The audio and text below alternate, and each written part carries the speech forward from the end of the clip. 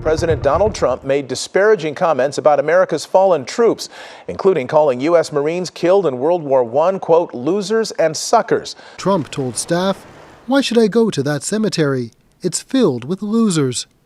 Later, he called 1,800 Americans who died in the legendary Battle of Belleau Wood suckers for getting killed. The reporter behind the story stands by it and his high-level, unnamed sources. Donald Trump expressed directly to senior aides his lack of desire to go to the cemetery and not to risk 90 minutes in traffic because he doesn't understand why one would go pay that level of respect to fallen American soldiers. He also, by the way, expressed directly fear that the rain, which was quite heavy at times, would mess with his hair. I did believe him. I did believe him because it's not surprising anymore. Though he notes not all veterans will feel the same as him, and there will be some who stand by the president. Truly bombshell report from Jeffrey Goldberg at The Atlantic, detailing how the president talks about and views our nation's veterans and service members who have laid down their lives for their country or have been injured in service. You know who called fallen U.S. troops losers and suckers. President Trump has demonstrated he has no sense of service, no loyalty to any cause other than himself. Who the heck does he think he is? And I do believe that President Trump probably said this. I have to concur. I believe he probably said it too. The Atlantic's article relies on anonymous sources.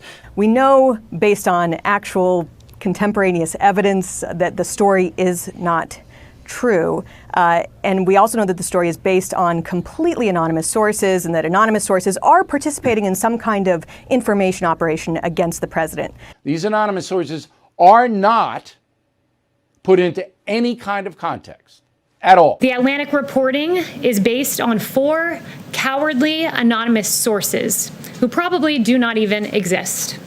Meanwhile, within hours, 10 sources, 10, went on the record debunking these lies. It's a fake story written by a magazine that was probably not going to be around much longer, but it was a totally fake story. And that was confirmed by many people who were actually there. John Bolton, who despises Trump and wrote a book cutting his throat, said this. Go. I didn't hear either of those comments or anything even resembling them. I was there at the point in time that morning when it was decided that he would not go to An Marne Cemetery. He decided not to do it because of John Kelly's recommendation. It was entirely a weather-related decision. I kind of wish what we could do here is just have an honest debate about what's really in play. But rather than have those kinds of conversations, we instead engage in these kind of smear operations, very much like what happened against Brett Kavanaugh, very much like what happened in the Russia collusion hoax that was also based entirely on anonymous sources. And we don't have the actual debates that we should be having. Nobody really reads the Atlantic magazine. It's owned by a woman named Lorraine Jobs, the widow of Steve Jobs, all right? Now, Lorraine Jobs is a fanatical leftist. She has donated $610,000 to the Biden campaign just in June, okay? So she owns the magazine, and she pays a guy named Jeffrey Goldberg to edit the magazine. Goldberg is a Trump hater like you've never seen. Goldberg, the author of the article and editor of the magazine, in 2016 called President Trump a demagogue, a xenophobe, a sexist, a know-nothing liar. This is a real objective guy, right? Okay. In 2018, he wrote an article said Donald Trump's mafia mindset. That's objective. Then, in 2019, Atlanta Magazine put on the cover, impeach. Okay? There it is. Impeach. So I think we know where these people are coming from. Goldberg has long been a tool of the national security state, an aide pushing for war with Iran, war in Syria, and war in Iraq. Don't take my word for it. Take Glenn Greenwald, who, as usual, has the receipts and lays out Goldberg's long history of agitating for war, making the case for the invasion of Iraq, and how Goldberg himself is most responsible for manufacturing the lie that Saddam Hussein was in league with al-Qaeda to perpetuate the 9/11 attacks and laid the groundwork for public support for the invasion. I, too, don't love anonymous sources all the time, and I originally thought the timing of this piece was interesting simply because Biden was having a bad week. Nancy Pelosi was having a bad week after not wearing a face mask while getting her hair done in a salon in San Francisco.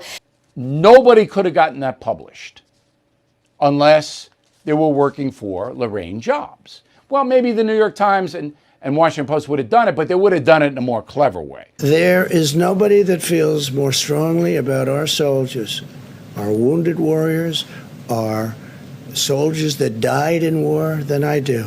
If somebody had done this to Joe Biden, never would have gotten out into the media.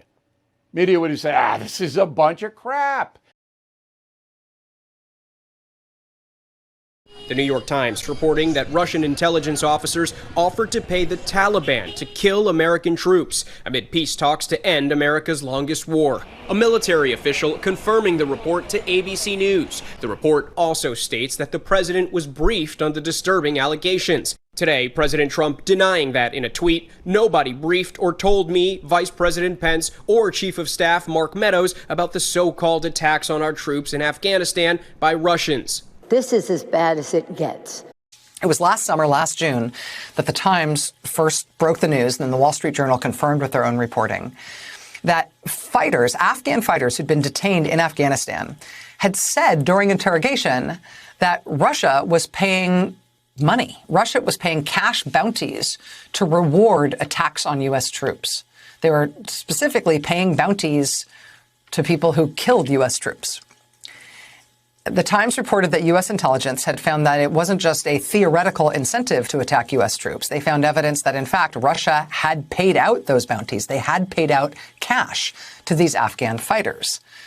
Now, the Times reported that then President Trump had been briefed on this, and he had been offered by the National Security Council a menu of options for how the United States government could respond to this outrageous allegation against Russia. The Times reported that the option he chose from that menu was none of the above. Let's do nothing. Let's have no response. Bounties? Another government, another country paying bounties for people killing Americans, and there's not going to be a response? Not a peep?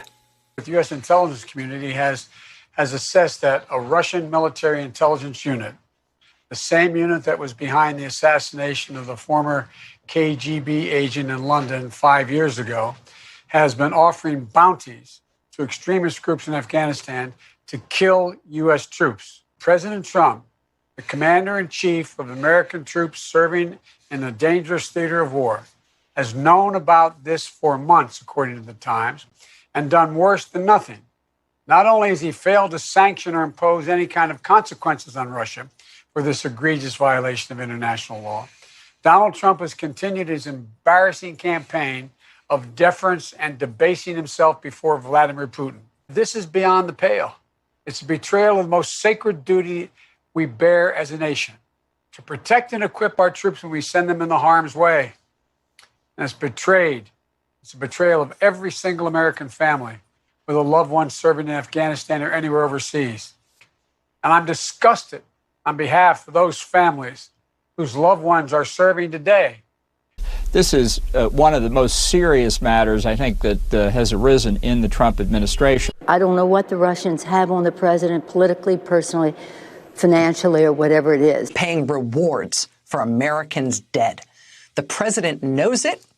He's been told. President Trump dismissing the Russian bounty intelligence story. He has still yet to say anything as the president of the United States about bounties on American troops. To see this threat, this possible bounty on our soldiers be treated so lightly is so inappropriate. It is dereliction of duty.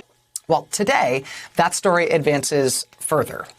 The Times basically, in essence, defending their initial reporting on that story.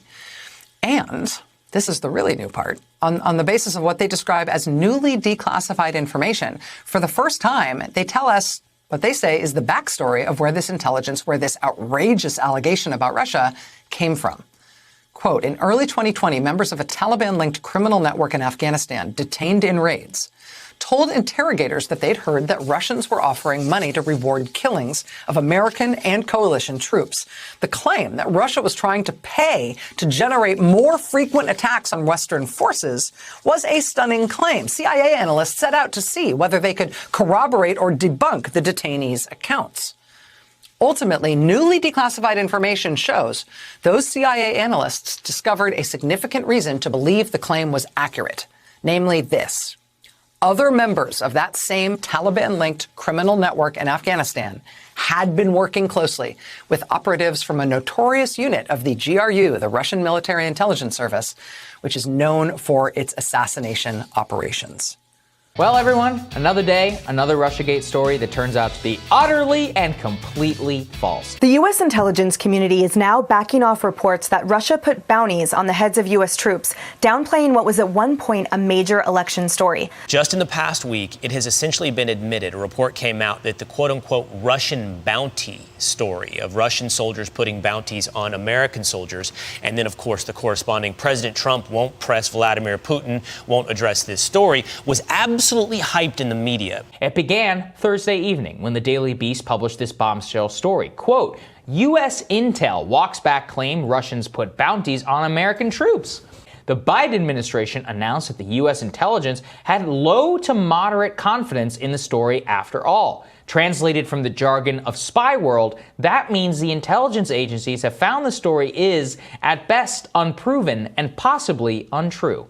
Morgan, what exactly does moderate or low confidence mean? And tell us about the risks that this kinds of leaks pose to the intelligence community. This was a rumor, right? This is a debunked rumor. The writers, the authors at the New York Times who wrote on this, write on Intelligence Matters. They were explained to this behind the scenes by the DOD, by Milley. You could go through the list. I mean, every senior defense official that we had, Robert O'Brien gave a briefing on this. And the real problem here is that you had a single individual take a piece of raw intelligence, leak it to the media, and the media ran with it because it was a narrative that fit what they thought about President Trump. How did it get out there? Unfortunately, there are probably some people in the government who didn't like Donald Trump, wanted to help Joe Biden get elected, and they selectively leaked it without providing the proper context to it. They tried to goad President Trump and our military into a conflict with Russia over a debunked rumor. It was an election year, and they were trying to continue to discredit the president. They tried and tried and tried again, and the traditional media just ran with it. Joe Biden really owes Donald Trump an apology, as does Kamala Harris and every other Democrat that attacked him on the basis of unsubstantiated media reports.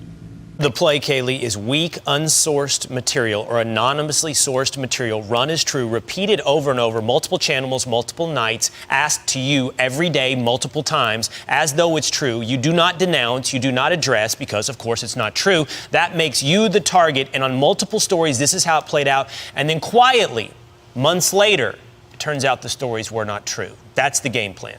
This was a leak from someone in the intelligence community, someone in the deep state, if you will, who was strategically trying to hurt the president. They knew that this was unverified intelligence, nevertheless leaked it to the New York Times. But when you couple this, Will, with the other story, the horrible story that suggests that the president called our troops suckers and losers, a heinous allegation that was not true at all, when you put the two together, this was a coordinated attempt to try to cleave away the military who supports the president, the conservative base that supports the president, that's patriotic.